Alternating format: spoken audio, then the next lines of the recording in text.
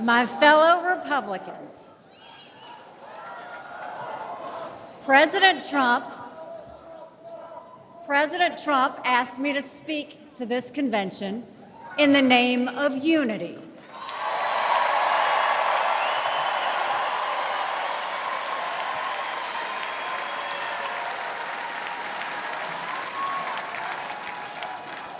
It was a gracious invitation, and I was happy to accept.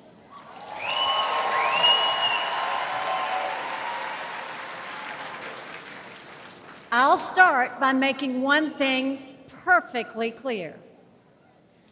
Donald Trump has my strong endorsement, period.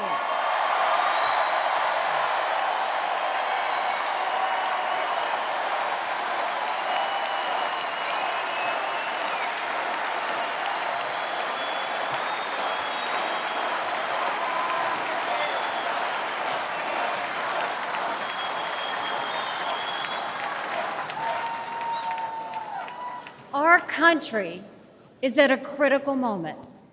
We have a choice to make. For more than a year, I said a vote for Joe Biden is a vote for President Kamala Harris. After seeing the debate, everyone knows it's true.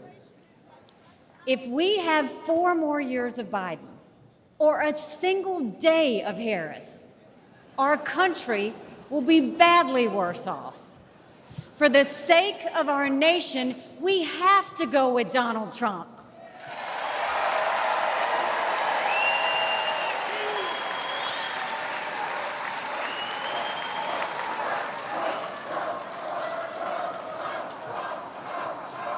But there's more to it than that.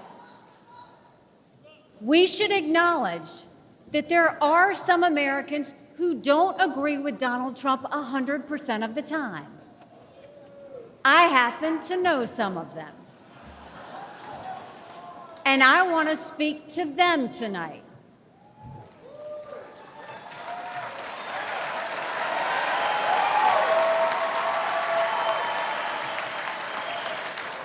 My message to them is simple. You don't have to agree with Trump 100% of the time to vote for him.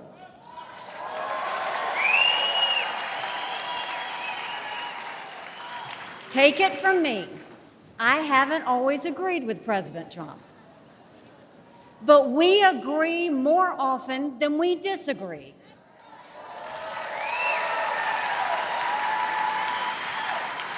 We agree on keeping America strong.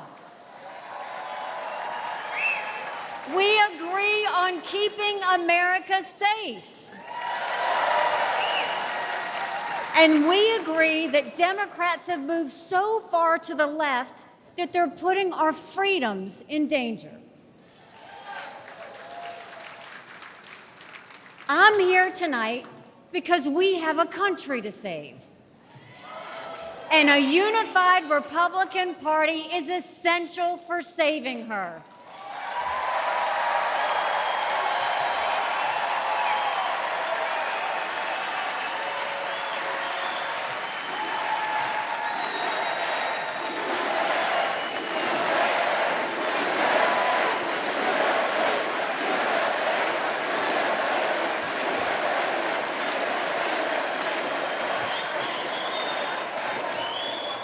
For those who have some doubts about President Trump, I want to tell you a few things about the Commander-in-Chief I know and worked with.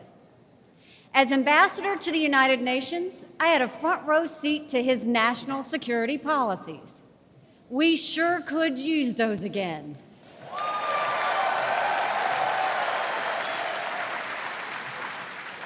Think about it. When Barack Obama was president, Vladimir Putin invaded Crimea. With Joe Biden as president, Putin invaded all of Ukraine. But when Donald Trump was president, Putin did nothing. No invasions.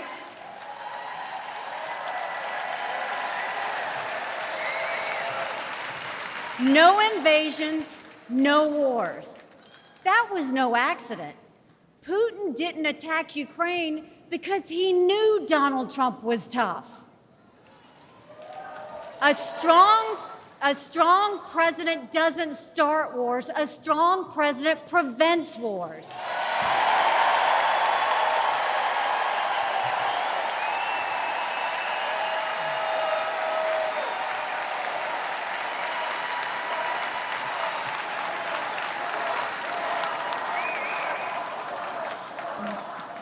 Then look at the Middle East.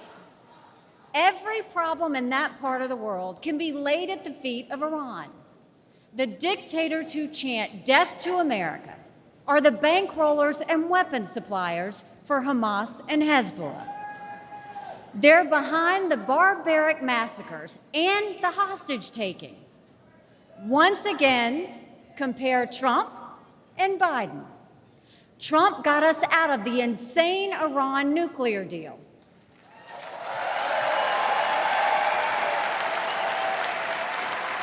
He imposed the toughest sanctions ever on Iran. And he eliminated the arch-terrorist Qasem Soleimani.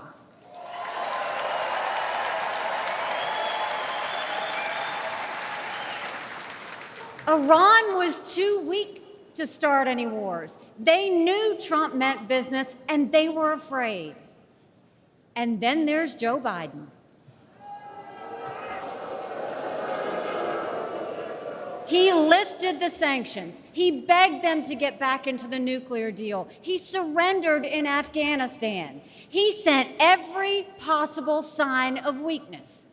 Even now, while Hamas is still holding Americans hostage, Biden is pressuring Israel instead of the terrorists.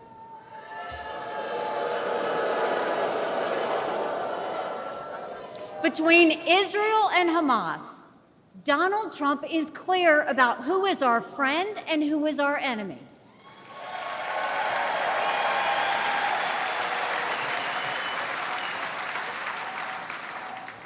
Then look at the border. It's the single biggest threat Americans face. Under Joe Biden, migrants are coming into our country by the thousands every day. We have no idea who they are, where they end up, or what they plan to do. And let me remind you, Kamala had one job, and that was to fix the border. Now imagine her in charge of the entire country.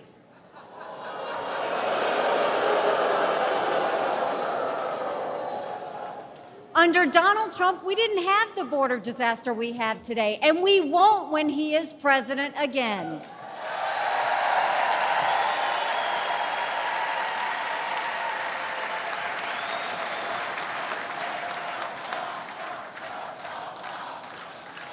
I was proud to serve America in President Trump's cabinet, and I'll tell you something you won't hear from the critics. He appreciated advice and input. Americans were well served by his presidency, even if they didn't agree with him on all things. Now, to my fellow Republicans, we must not only be a unified party, we must also expand our party.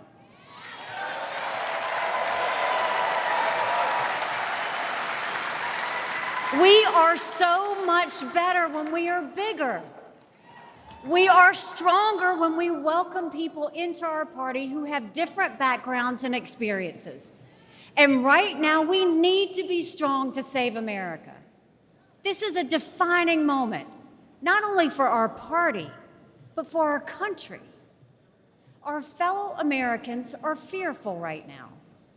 Families are suffering from inflation and wages that don't keep up with prices.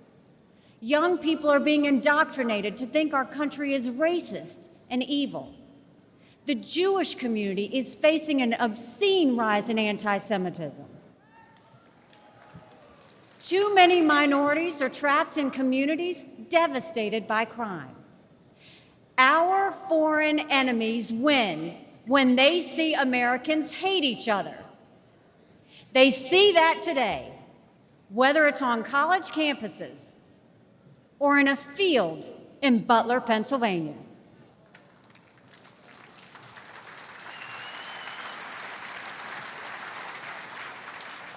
But we can conquer those fears with strength and unity. No president can fix all of our problems alone. We have to do this together. America has an amazing ability to self-correct. In this moment, we have a chance to put aside our differences and focus on what unites us and strengthens our country.